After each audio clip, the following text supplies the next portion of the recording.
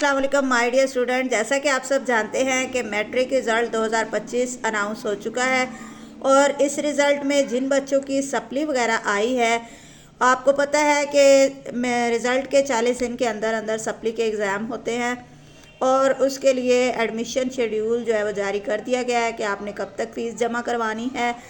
तो इसके लिए board of intermediate and secondary education ने मैट्रिक के दूसरे सालाना इम्तहानात यानी जो सप्ली के इम्तहान होते हैं 2025 के लिए दाखिला फॉर्म जमा करने का शेड्यूल जारी कर दिया है।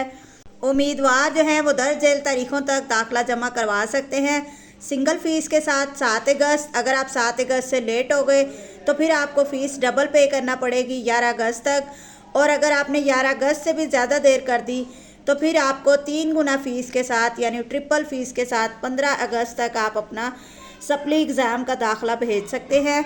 और आपके जो एग्ज़ाम हैं वो 10 सितंबर 2025 रोज़ बुध से शुरू होंगे। तो आप जिन बच्चों की सप्ली आई है वो अभी से तैयारी शुरू कर दें। ये शेड्यूल पंजाब के तमाम बोर्ड्स 9 के 9 बोर्ड्स लाहौर, फैसलाबाद, गुजरावाला, रावलपिंडी, सरगोदा, मुल्तान, डीजी खान, बहावलपुर, साहिवाल, इन सब पर यकसा लागू होगा।